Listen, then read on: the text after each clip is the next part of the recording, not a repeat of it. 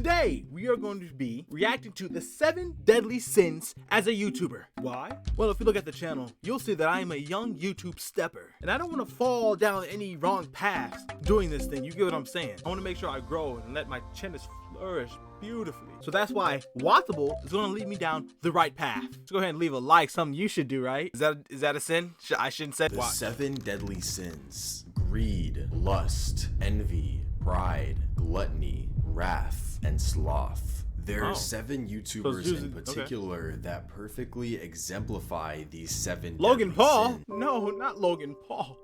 This should bust. It's literally 7 deadly sins. I thought he was gonna make his own, like, you know, thing. My fault. The anime was trash, by the way. I didn't need to say that. With greed. Greed is thought of as man? the uncontrolled longing for something when someone has to sacrifice something important to get it. Jake Tran is the perfect candidate for this sin. While Jake definitely seems to be enjoying his life with expensive watches and fancy vacations, what did he sacrifice to get there? Well, that would be his video quality. There was a point in time when Jake was producing some of the best documentary content on YouTube, and his channel would absolutely explode because of it. But Jake sees himself as a capitalist, so he needed to optimize his machine. At first, this optimization would start out small and barely noticeable. However, it wouldn't be long until this machine was so optimized it would lose the soul. What happened? You know what I'm saying? The thumbnails got better. Joe Biden? That everyone loved in the first place. Completely outsource the editing to people on Fiverr? Check. Include a sponsor in every video? Check. He's making his bag. Deals from scammy sponsors that have questionable products they want to sell to Still making his bag. Check. You could definitely make the argument that Jake is even more successful after he indulged in greed, but the same could not be said for the YouTuber. I mean, see, I don't see nothing. Well, I do see something. Like the scamming part is the messed up part. But like, if I'm doing an ad, if he's doing it, I wouldn't do any ad. I promise. Like when I start getting them sponsors, I'll make sure that if I don't like it, I'm not gonna promote it. But if he just promoted it, just promote it. If you don't like it, then just skip. You know, you can hit him with one of these. You get what I'm saying? But let's see. What did he do? What's his name? Who indulged in lust. Lust is thought of as unbridled sexual desire, often when one has to sacrifice something pure because of it. Damn, dog. I gotta stop stroking my shit. I can't give up. Them big bitty James Charles is the perfect candidate for the sin of lust. The beauty YouTuber who was on top of the world but allowed his empire to be destroyed because of his desires. In late 2020, James was gaining an impressive average of nearly 150 million monthly views. I can but only it dream of those wouldn't be numbers. long until his reputation was completely destroyed, beginning with James saying he was into straight men. I want a boy who is straight. Okay. Love that for you. That's easy. It's easier than you would think. After James was photographed at Coachella with a straight Instagram model named Gomez, he would respond to the questions asking if this was his new boyfriend with the following tweet. Nope, unfortunately I'm still very single. This boy played me for months on end and is a disgusting con artist. I'm thankful I had my friends with me to protect me. After James tweeted, Gage would release a video alleging James was pressuring him into meeting up and beginning a physical relationship. But this drama would look like nothing in comparison to the events that would be the downfall of James Charles. It would all start when a Twitter user named Isaiah13 would make a tweet saying, "If you're gonna text someone, make sure you know their age. He added me on Insta. My Insta has my TikTok, which shows my age." So yeah, he went after them youngins being a EDP. Isaiah would then reveal on his TikTok James had been pressuring him to send explicit photos. It wouldn't be long until several other individuals would also come forward alleging they had a similar experience. It's like, why though? It's like when you get up there, you just cut it all out. Just stop it. Even if you was doing it before, now you gotta stop. You make your new life. It's easy for someone just to boom, you're done. Come on, man. James has not had a single month of positive subscriber growth since the drama. But unlike James, the next YouTuber on this list would explode in subscribers once his drama began. I mean, you You can't hate on what he did because it worked. Because if you see, let me see if you talk To about envy is to have a longing arousal for someone else's belongings. longing arousal. But to take it a step farther is to have an extreme desire to actually be someone else. This personifies White Boy M, a YouTuber who constructed his entire personality around that of a more popular YouTuber, IShowSpeed. Before M was trying to become Speed by emulating him, he would post interview style content, but pay attention to how his voice sounds. How many years did Richard Nixon serve president? Oh, I am not even about to lie to y'all boys right now, bro. I was on Omegle, and a guy actually showed, you know, his his private. Like I said, before nothing was working. He was just doing his own thing. It's not that it wasn't working. He just needed time. He wasn't patient with it. Like, I'm patient, you know what I'm saying? I've been doing this for about a year and a few months now. And I see the growth. I see what can become of this. So I'm going to keep going. I'm patient. I can endure the wait because it's going to be worth it in the end. For him, he got impatient and just said, screw it. I'm just going to copy this dude. And it worked. Part, bro. The Speed imitation would begin when M would start off a live stream with the title Live with IShowSpeed. The live stream would gain significantly more traction because of the clickbait title, signaling to M that Speed was his ticket to virality. Over the coming months, M would begin acting more and more like Speed, talking completely differently than he used to. This would continue. Man, you know, I'm starting to get comments like here and there just saying Corey clone, bro. I just think those people are extremely racist. They see a black man with an afro editing his videos. Corey clone. Damn, bro, I'm not. I'm not. Until a series of clips would completely blow up White Boy M's channel. Really? I have 14 out of 15 bubbles, bro. Are you serious right now, bro? But internet success from directly copying someone else is never sustainable in the long run, which is reflected by M's statistics. While White Boy M would be considered somewhat of a small YouTuber, the next YouTuber on this list is one of the biggest on the platform and is representing Pride. Pride is defined as dangerously corrupt selfishness, putting one's own desires, urges, wants, and whims before the welfare of others. I mean, I don't see nothing wrong with pride. If that's the definition of dangerously corrupt selfishness, I mean, do y'all see something wrong with pride? You know, you gotta have pride, a strong pride to go forward in life, you know? No?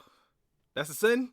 That's why I said, okay. If we take a look at the events that transpired in Logan Paul's YouTube career, Pride would be a perfect descriptor to summarize them. Starting with his early Vine days, which could best be described as him acting like a public nuisance. Pride could certainly be seen in these type of videos because he was acting like an idiot, annoying the public for his own personal gain. But Logan Paul's prideful actions would only get worse from here on out. I remember this The major event we could point to I would just sit in my room, folding my clothes, and I see this video. I'm like, this man serious? Which is colloquially called the Forest. While filming his vlog, he was acting in his normal over-the-top kid-friendly manner, but the worst part of the whole situation would be when he showed an actual dead body of a man who had deleted himself. After a huge apology tour, it would appear that Logan had reconstructed his reputation, but he would again put his own wants before the welfare of others a few years later. In early 2022, Logan would begin his foray into crypto. This journey would start with a few promotions of what are called pump and dump coins. These are coins designed to make their founders money without providing any value to the community that supported them.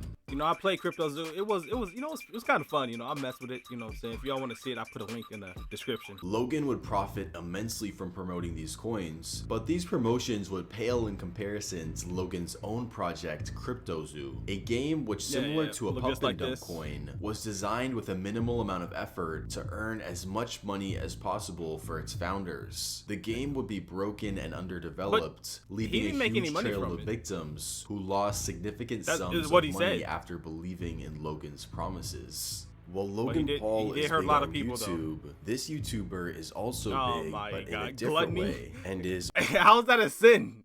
How's Gluttony well, I know how is it a sin, but how is it a sin for YouTuber? Honestly, like, if you see, like, in a YouTube form, he's doing nothing wrong. He's eating.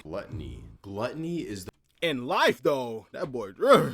The overconsumption and overindulgence in something to the point of waste. The genre of YouTube videos known as mukbang would be the perfect candidate to represent gluttony, as the videos involve preparing an ungodly amount of food and then attempting to finish it. But when choosing a specific YouTuber to represent gluttony, it would have to be Nikocado Avocado. Oh my lord. Nikocado Avocado, otherwise known as Nicholas Perry. Bro, look at that, bro. Look at, he is wasting food, because I'm pretty sure as soon as the video over, trash. Or does he actually eat it all? Does he eat it all? Because if he eats it all, that man, he ain't got too much longer to live. I can tell you that now. Would begin his YouTube channel in Colombia, documenting his vegan life when he moved there with his then boyfriend. He cut all that out. He would cover various things about his lifestyle, but his channel would only start gaining a decent amount of traction on his videos when he ate food in front of the camera, otherwise known as a mukbang. Right? At first, these mukbangs would start out with a somewhat reasonable amount of vegan food and usually involve Nicholas finishing it. But about a year into his YouTube journey, Nicholas would make a video stating his frustrations with the vegan community and saying he would be departing from it. From this point forward, although his dishes were— You should have been departed from it now. Come on now. How can you give up burger? How you make a steak? Like, come on now. You're missing out. Vegans, you're missing out. Y'all gotta hop in. I'm just saying. Still very healthy, they would occasionally start containing meat in them. But being in the mukbang niche meant that to stay interesting and compete against other YouTubers, Nicholas would have to up the portions and the visual intrigue of the food he was eating. The food Nikocado Avocado was eating began to become increasingly unhealthy, and the Checkers best fries in the fast food game. Portions larger as time went on. With this gradual change, his weight would increase as well, transforming the once skinny vegan YouTuber into a morbidly obese person that uses a mobility scooter to get around. God! Okay, hold up now. She's using the mobility scooter for content. I'm pretty. Hopefully that man can walk. Went from vegan to meat lover, and the next YouTuber would be very angry at him, which is perfect because she's our candidate for Wrath. Oh my god! Wrath is the most simple of the 7 deadly sins, and is pretty much thought of as excessive anger. Thinking about angry YouTubers, images of raging gamers probably come to mind, but there's actually someone who's much more angry than them. Observing her outward appearances, she would probably be— Dear animals, I promise to be vegan from now on. Me. one of the last people you would think should fill this spot on the list. But the truth is, she's one of the most angry YouTubers of them all. That vegan teacher, otherwise known as Katie Dykmeyer, would create her channel on July 21st, 2018, What? but she wouldn't start uploading until the pandemic began in 2020. Her videos would start off very tame and would be what you would expect from a typical vegan activist. Although her videos would change forever once she made the discovery that the more outrageous she made her content, the more views she— that's literally it, bro. You know, if you're just sitting here just, hey guys, we're gonna be talking about vegans. No one cares, bro. No meat eaters. There are more meat eaters than are vegans, right? So the majority of meat eaters are just gonna, man, get your goofy stupid. So for you to become anything doing vegan stuff, you gotta be like, hey, stop eating meat, fuck you mad.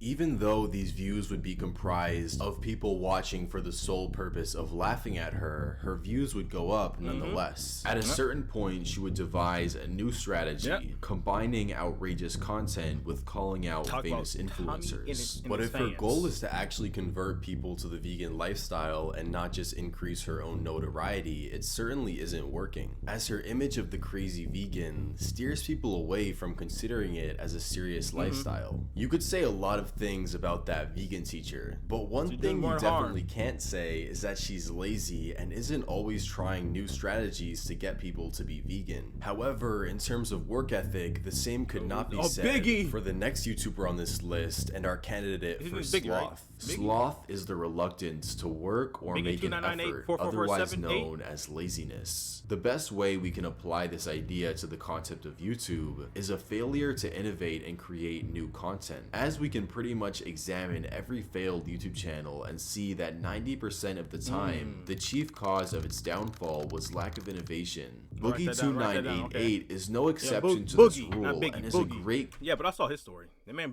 bankrupt over Sloth. Boogie hasn't seen a month of positive subscriber growth in over 3 years. Damn! And the primary reason for this is the fact that his content never changes. A vast majority of his videos are him. I remember watching him with what's his name? Kid behind the camera. There was another guy. I forgot the other guy's name. He would fake it. Like his dad would come in, like destroy all his games and stuff. Sitting in his room talking about something or complaining about his life. If you look at a video made 1 year ago, 2 years ago, even 3 years ago, there's no significant change in video quality, the pacing, or really anything at all. The truth is, YouTube is such a competitive game that if you aren't changing anything, people will eventually get bored and watch someone else who is putting in the effort to make their... Exactly. So that's why, I say, I am underrated. I put a lot of work into each one of my videos, you know what I'm saying? That's where most people would just start doing other stuff, like outrageous stuff, to get more views. I know I'm putting in work, so I know eventually that will all come back. I just gotta wait. Have a fun time. Y'all just sit there, I'm not growing. Finna go shoot some man at Walmart to get views. Their videos perpetually better. And unfortunately for now, Boogie is not making the choice to do that. Oh, damn. Bro, like, come on, man. How you gonna end the video like that? Let's go in all of them, right? So we got greed. I don't say I'm greedy. I'm just chilling. I'm literally losing a lot of money doing YouTube right now. And I don't care. I'm having a fun time. I hit my finger. I'm having a fun time just sitting here editing my videos, building community, keep upgrading, the equipment, and just make sure to give my community the best content they can get. You get what I'm saying? Lust. I'ma stroke till I die, bro. Ain't nothing I can tell you. Envy, you know what I'm saying? Like him, that's his problem. He didn't want to wait, which is only gonna take you so far. And then while people keep watching you, when they can literally go watch the real thing. You get what I'm saying? Pride, because I do like Logan Paul, but obviously with the crypto stuff, he messed up there big time. Gluttony, whatever. He just doing him. Wrath, she's doing her too, man. You can't be mad at her. She's doing her too. But she's driving people away from being vegan and not actually giving positive facts. Because if she would have stayed like how she was and just constantly giving facts and knowledge about how this thing works, she would turn some people, and then those people would turn other people. That's how it goes. But no, now she just like, if you're not vegan, I hate you. Boogie, not changing his content, just get on YouTube just to talk. He's using YouTube as an outlet to talk about what's going on in his life. Because I did see a video, I think it was Sunny V that made the video that he just got broke. His wife left him. Then he just started going on YouTube because he probably had no one else to talk to. So he just said, turn on the camera and just talk. But the thing is, if I get on this YouTube channel and I just say, today my dog died and it made me very upset. Bro, no one cares. That's boring to watch. You gotta cuts, edits, memes. Well, all right. Now that's the end of this video. I'm gonna end it abruptly just like he